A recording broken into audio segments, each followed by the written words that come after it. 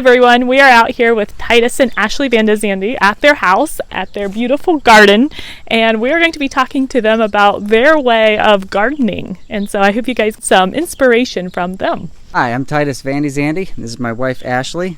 We've been gardening on and off for about 12 years together. We really kind of got serious with gardening in 2020.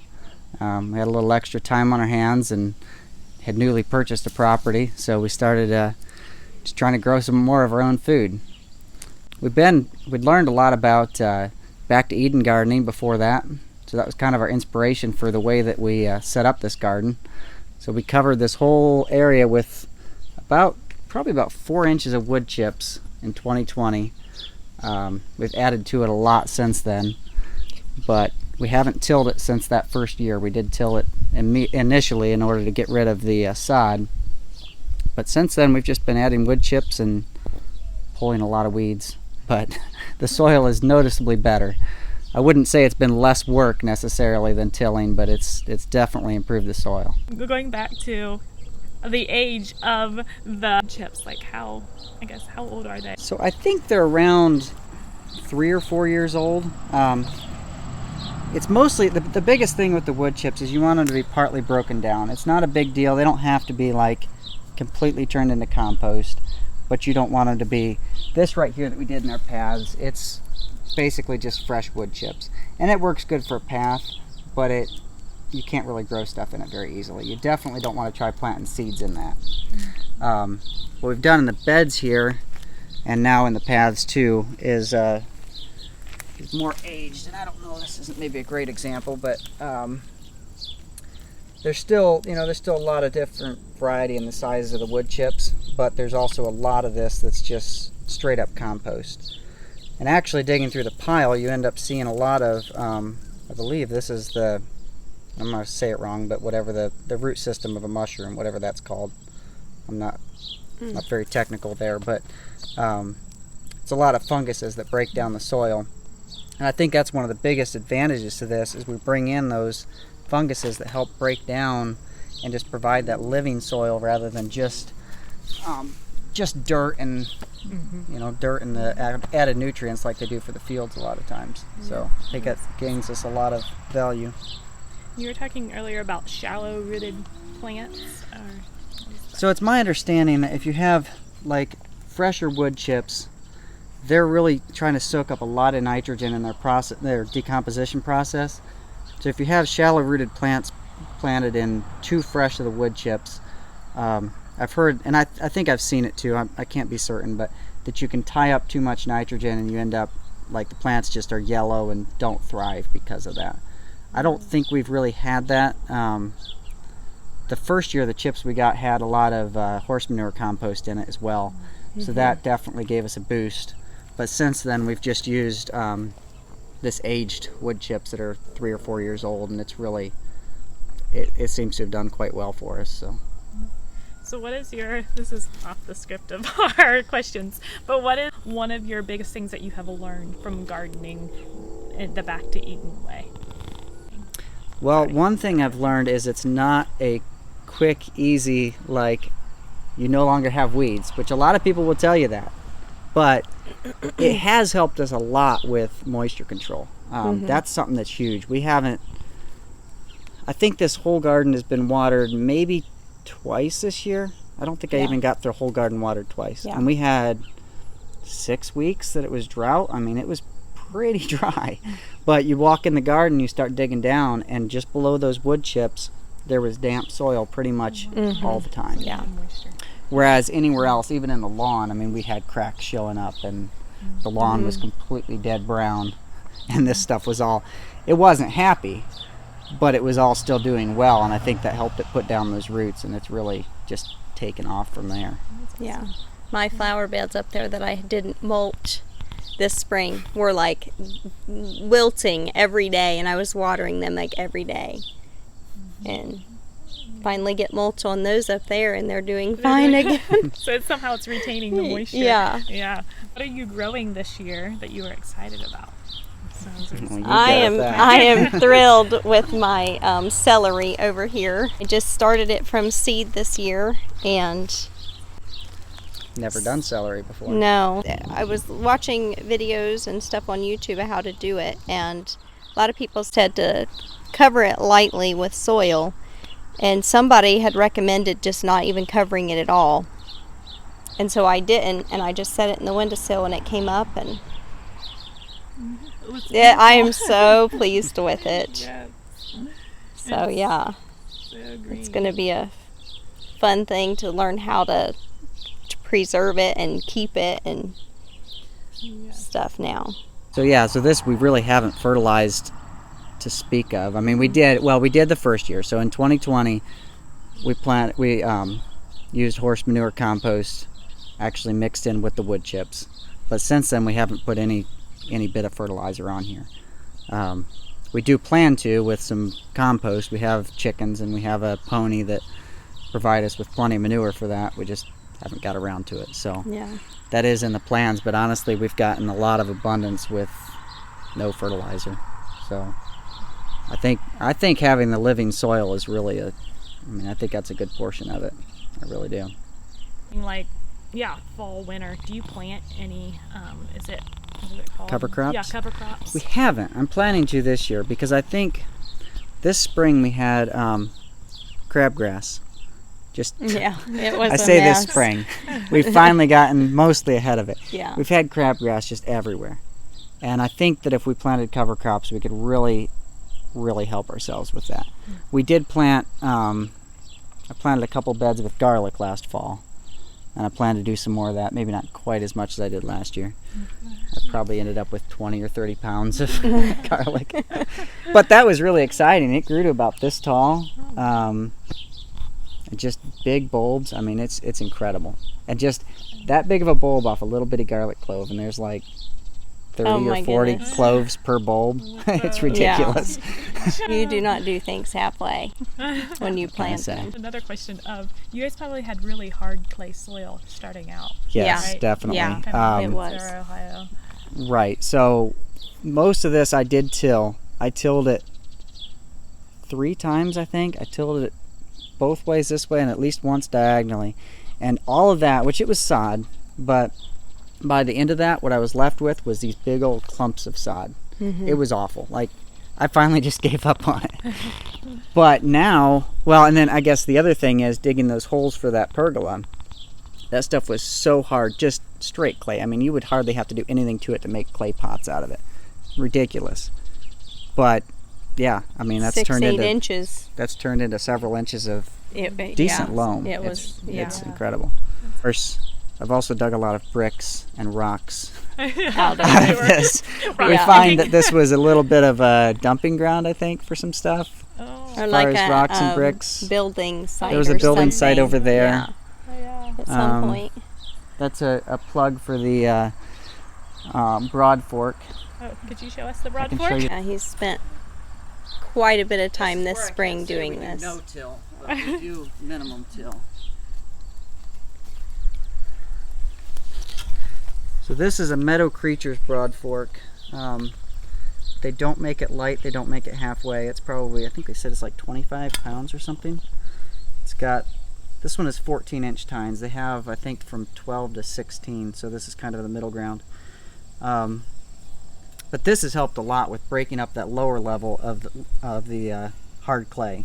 So you basically just stand it down in, just stand on it, rock it back and forth, and it just sinks right down in there, and then you tilt it back to about 45 degrees, and it breaks up. It just lifts up that soil a little bit. Move back about 6 or 8 inches and do it again. I haven't done that on all of this. I've did it on probably a quarter of this year, maybe. I'm really hoping to use this. We haven't planted any carrots this year. We may not get them this year, but I've heard that this really helps with the carrots. It helps break up the soil enough that the roots can really go down straight. So I'm hopeful for that. We do pretty much not till, but I think this really just helps get that. I don't know. I don't think you'd have to, but It I really doesn't think it helps flip get the soil clear over. Like it's going Yeah. down and loosening it, but it doesn't turn it clear over and mess up all the, all the layers. yeah. 'Cause apparently there's layers of, I think, aerobic organisms towards the top and anaerobic organisms the further you go down.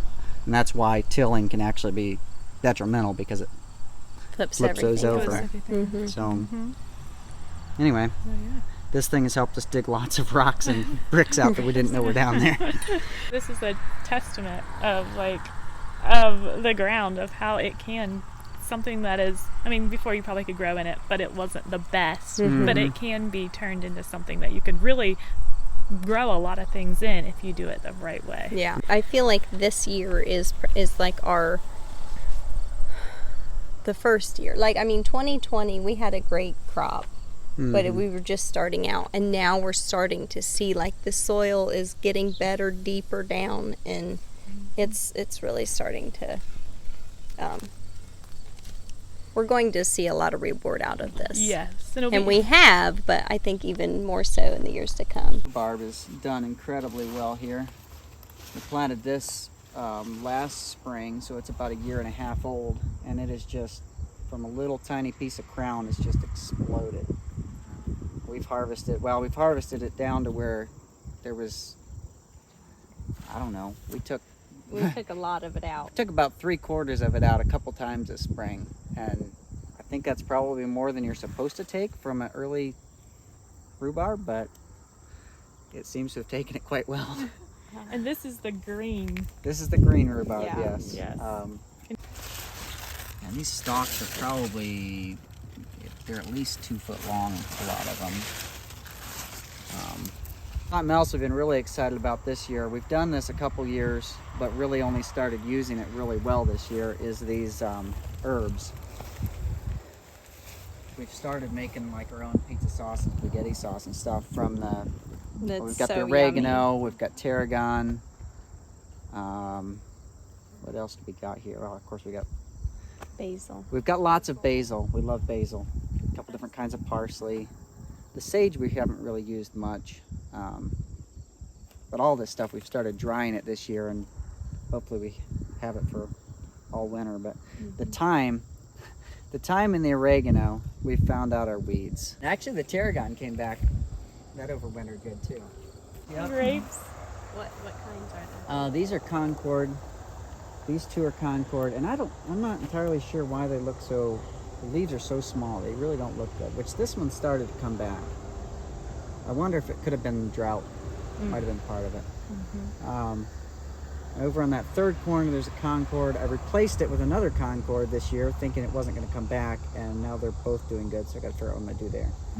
But then that other one is a table grape, a green table grape. So I still have to get those trained up a little better, but hopefully they all do what this one is doing, and we have just a complete covered arch of grapes. It's going to look beautiful when the whole thing is covered with grapes. That are all just volunteers from last year. They're just returning.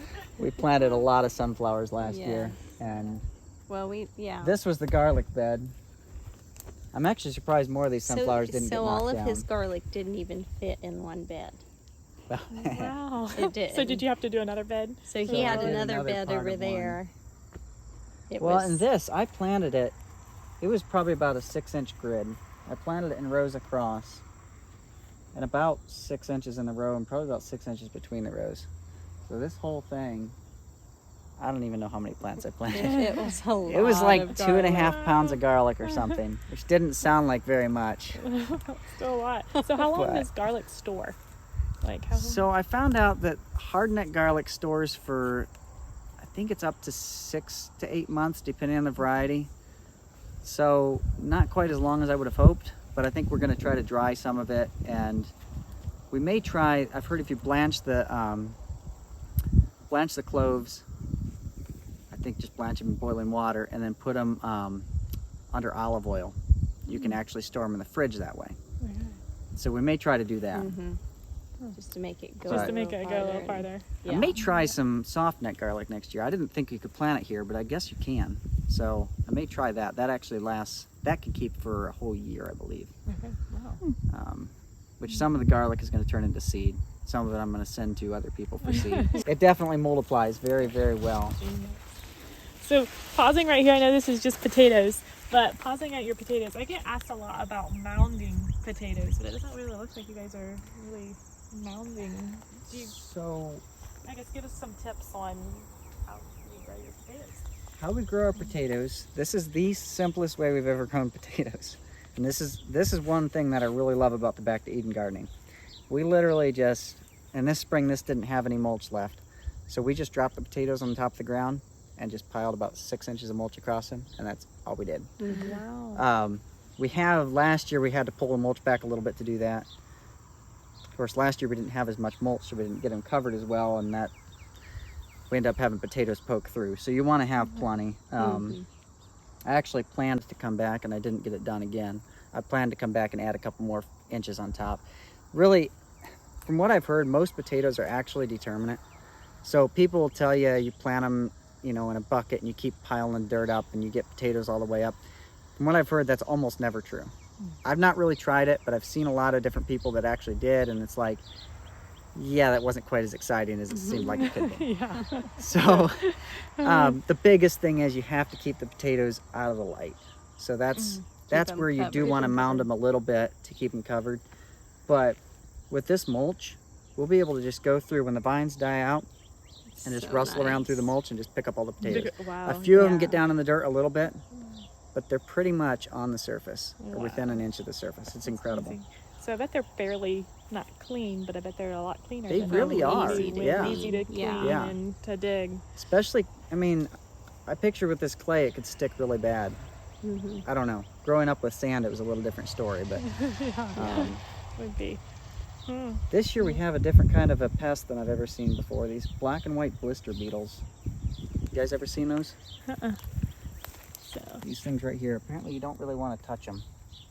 They will actually leave a blister on your hands. So trying to figure out how to actually deal with those. They're not as bad as they were a week or so ago, but and of course you got the ever-present Colorado potato beetle. So do they make holes on the leaves or anything? They do. Well, and you can see they've kind of eaten the ends off of this. Okay, so they're doing But that, these- not this. Well, no, these potato beetles probably are as much Oh. as the, sorry. No, I They're wasn't both sure. doing the same Okay. thing, I think. I almost think the blister beetles do more of this kind of damage, though, the just Okay. eating holes out of the center.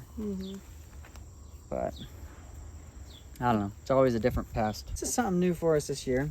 Never heard of it before, but it's a water leaf spinach. So it's something that Baker Creek Seeds had. It's some sort of an heirloom, and it does incredibly well even in the hot, dry middle of summer. We haven't got our minds around using it very well. That's one thing we found with any new plant we grow. It takes a while to actually think of getting it and using it. But it tastes a lot like spinach or like purslane. Really good. It's really tasty, and it's just incredible to me how much water these things bring up. You guys eat this in salads. Right? Yeah. That was what we were hoping was, We've done some in salads. Yeah. We just haven't as much, which this summer's been crazy. like, we So, know spinach bolts as soon as it gets hot. mhm. So we were like, let's try this, and maybe we'll have some fresh greens, longer into the season. This also has So- really pretty pink flowers, so if all else Right. fails, The it's a new flowers are flower pretty. for our garden. Right. Yes. This is the Hearty Kiwi. We planted this last spring. It's not given us any fruit yet. It acted like it was going to this spring. It put on some pretty blossoms and set a few little bitty fruits, and then they all fell off. So it's a really pretty arch for the garden, if nothing else, but hopefully next year it gives us some Yeah. fruit. Yes.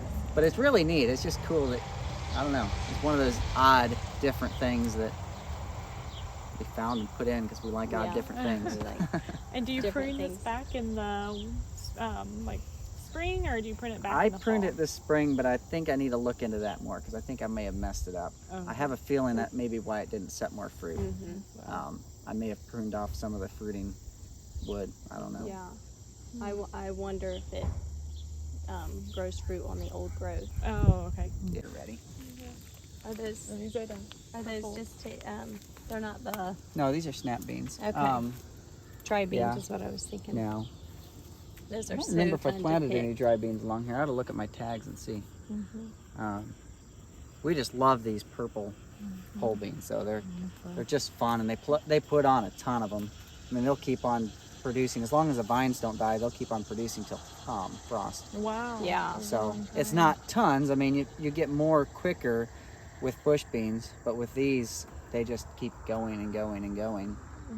That's your baby So this this year. is the first year I've ever planted a loofah, and I've got 2 plants, one on each side, and I'm just waiting to get some fruit and They're trying to see take what I over the can whole do. trout. I'm super excited about Well, it. this one has made it about 8 feet from the start. Side, yeah. Plus going up across the top. I mean, that's probably a 16-foot vine almost. Wow. I wasn't ever sure. Well, I never thought I could grow them because I always started them way too late. I mean, I would think about starting them way too late, and a friend told me that it wasn't too late, so I gave it a try, and we'll see what I get out of it. If they do put on fruits, I think it's going to be pretty neat. We won't be able to walk through here, but Right. they should hang down through. Oh, wow. Yeah, that would be cool. We did 2 of these big arches last year. We'd had this one and then one over here because I think it could be really neat. But last year was a tough year anyways, but we didn't get the arches covered very good. And this year some of the stuff's not covering as well, but we're hopeful. One of these times. Yeah. Which this one is facing north-south. Right. I So think that we gets had the trouble sun. with it That Yeah. one was the other way in shading the other things backside. in the garden more and Yeah, stuff. So, backside didn't get sun. yeah. Ground cherries. Mm-hmm. This is a hardy fig, a Chicago hardy fig. And this is our 2nd year with it. Hopefully we get fruit on it this year. Maybe it's just loaded, and I think it should have enough time to ripen. Last year I got it in the ground too late, and it really didn't. It set a bunch of fruit, but it really didn't ripen. But all this growth, I mean, this thing's pushing 4 feet. It's all And from the all this ground. growth is from the ground this spring. So it dies clear back to the ground every winter. I don't know. Maybe on a mild winter, maybe it wouldn't. I know some zones it doesn't, but yeah, it died clear back to the ground, and now this spring, I don't even know how many shoots it's got. But it's just a really neat, fun plant to have. Very So healthy. It does. And when do you harvest the figs? I believe it's going to be in September. Okay. I know it's late summer or fall. I'm not entirely sure. Do they turn brown then? They're supposed to turn brown. They'll get a little bigger and they'll turn brown. I do know last fall they never really got bigger than about that, I think. And they never turned color. And I finally opened one up because I was like, it's getting too cold. There's no daylight left. And it was just green and sour inside. But I think it should have enough time this year to, I don't know. We'll update you. Okay. These blackberries, you ever seen Primocane thornless blackberries? So these produce on Primocane, so the first year's growth. So most blackberries or raspberries produce on last year's canes. Aside from, I guess, a lot of red raspberries now are Primocane fruiting. But, so these basically, they put on 2 crops. Although how it ends up turning out, if we end up with kind of one continual crop, I think. And they're just huge. Because Yeah. normally you see like blackberries as they have like the thorns and they're Right. super thorny. Super Right. Yeah, a lot of blackberries have really long thorns even. cool. Yeah. Which we've had different. I had some thornless blackberries years ago that I just never was real excited about them because they got really big. The vines were just crazy. But the berries were almost too big to really use, and then they never ripened evenly. And I'm not entirely sure. I think some of that may have been insect damage. I'm not real sure. But these, I've just been impressed. The quality of the fruit has been really good. Yeah. Have asparagus too. We do. This is a Nice. bit of an experiment. This is, I think, is about a 20. No. How big is this row? This might be more like 40 feet of asparagus, 35 or 40 feet. This is a purple asparagus, just because we like different things. There's one. Yeah, it turns green when it gets up and burns, but it's purple when it first comes out of the ground. Oh wow. Which, having grown up with asparagus, seems a little strange because regular green asparagus turns purple when it freezes. But we did something different. We planted the asparagus with strawberries. And I've seen a lot of people do that, which is why I thought to try it. But asparagus, I guess, has a really deep root system. We planted this It may have only been 12 inches deep. You're supposed to plant it closer to 18 inches, but trying to get that deep in this kind of soil is about impossible. Because this was pretty much clay when we planted these. But asparagus has really deep roots. Strawberries have really shallow roots. The strawberries are trying to take over the world. This spring That's they another had, story in and of itself. this is about a 30-inch bed, and then there's a 36-inch path. They were clear across the next 30-inch bed this spring. Oh, So wow. we've taken them back good 5.5 feet, and now they're probably halfway back across there. Which until the corn comes out, we really can't get through there anyways. But for the most part, this combination has actually seemed to work really well. I don't think the asparagus minds it. Strawberries didn't mind it this spring. These were loaded with we strawberries. thought we would have to do cover to keep the birds off, and we didn't have to do that this year. And I don't know if it's because there was other things above that kind of helped block. Like the asparagus. Yeah, the asparagus helped block the. Well, and these from strawberries seed were stuff or, pretty thick as far Yeah. as the amount of leaves. You really Yeah. couldn't see under them that well. yeah. Actually, that's the black raspberries over there. We planted those last spring as well. And we picked, I don't know, well, your mom picked gallons of berries off of them. We probably got 10 gallons off of that. Something like that. It's incredible. Which now they don't look like much because we just pruned them back for the summer. You take out all the old canes. I think I bought 10 plants. Yeah. And they ended up, last year, these things just love to grow. So Just bring these back and take out the old. we took out all the old wood and we took the new stuff down to, they say 2 to 3 feet. I really hate cutting back nice looking stuff. So it's probably should be cut back a little bit more. I'm not entirely sure, but anyway, we cut them back to about 3 feet, and then cut any side shoots we found, cut them back to about 6 or 8 inches. And these are thorny and they will tear you up, but at least a quarter of these are starts from last year, because last year they tipped out and started. They got away from us. I didn't have these trellised up last year, but I planted them in the spring, and it's just these little bitty plants, and I'm like, I'll get to those later. They were probably 8 to 10 feet away, and every place they touch the ground, they make roots. Yeah. So, and they like to come up from the roots. Oh, from over Yeah. here as well. So they're kind of a permanent fixture. Are these new this year? These I think were new this year. I may have moved those when I pruned them this spring, because I actually pruned them last fall, pruned them again this spring, and then I pruned them now after they were bearing. But I mean, this summer they were probably about this wide, maybe even wider, about this tall, and just completely covered. And the berries are about as big as the end of your thumb. Like, it's crazy. So the last question is for someone that is new, first time gardening, what would your tip be? So I'd say just get something in the ground. Just start Yeah. with something. Don't be afraid of it, because you miss 100% of the shots that you don't take, right? So Right. that's Just something. start small. My tendency is to try to figure out the perfect way to do it. You have to overcome that. Yeah. But definitely also mulch with something. It doesn't matter what it is. We used to mulch with straw. We'd put down newspapers and cover it with straw.